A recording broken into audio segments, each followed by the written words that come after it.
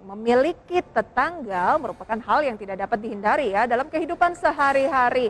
Begitupun di level negara yang tentunya harus bersanding dengan negara yang lain yang berdekatan.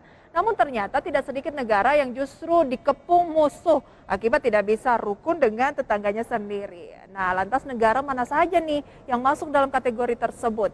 Kita simak informasi selengkapnya dalam segmen ID Extainment berikut ini.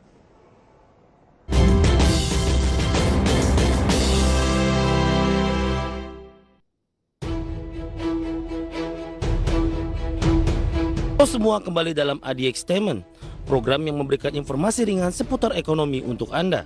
Pemirsa, memiliki tetangga merupakan hal yang tidak dapat dihindari dalam kehidupan sehari-hari. Begitupun di level negara, di mana setiap negara tentunya harus bersanding dengan negara lain yang saling berdekatan. Namun ternyata tidak sedikit negara yang justru dikepung musuh akibat tidak bisa rukun dengan tetangganya sendiri. Lantas negara mana saja yang masuk dalam kategori tersebut? Pertama ialah Tiongkok yang berbatasan dengan banyak negara di Asia termasuk India, Nepal, Mongolia, Korea Utara, dan Rusia, di mana hubungan Beijing dengan Mongolia dan Rusia termasuk netral melalui perjanjian yang telah ditantangani bertiga. Kemudian dengan Korea Utara, Tiongkok dinilai berteman baik terutama di bidang perdagangan. Namun tidak dengan India dan beberapa negara tetangga terdekat lainnya termasuk Korea Selatan dan Jepang. Bahkan hubungan Tiongkok dengan India seringkali memanas akibat masalah perbatasan trio Jepang, Korsel, Tiongkok hingga tidak pernah menjalin persahabatan. Meski secara geografis berdekatan dan memiliki karakter penduduk yang serupa. Bahkan negeri tirai bambu juga terlibat sengketa wilayah perairan dengan beberapa negara Asia Tenggara pasca kebijakan luar negeri yang cukup agresif. Sama halnya dengan Tiongkok, India merupakan negara yang dikepung oleh banyak musuh, terutama dengan negara tetangga yang paling terdekat yaitu Pakistan. Sebelumnya hubungan India dengan beberapa negara tetangga lain seperti Nepal, Bangladesh, Maladewa, Bhutan, dan Sri Lanka dinilai cukup netral dan bukan menjadi masalah berarti. Sampai akhirnya pihak Pakistan memanfaatkan negara-negara kecil ini untuk menyelundupkan kelompok militan di negeri Bollywood.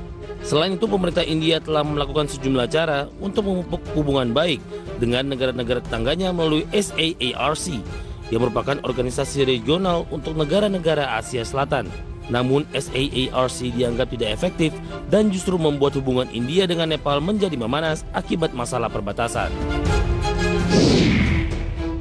Selanjutnya ialah Yunani yang juga memiliki masalah dengan negara-negara tetangganya. Negara pertama ialah Turki yang konfliknya telah terjadi selama berabad-abad tahun lalu, terutama dipicu perebutan Hagia Sophia yang sekarang menjadi masjid terbesar di negeri kebab.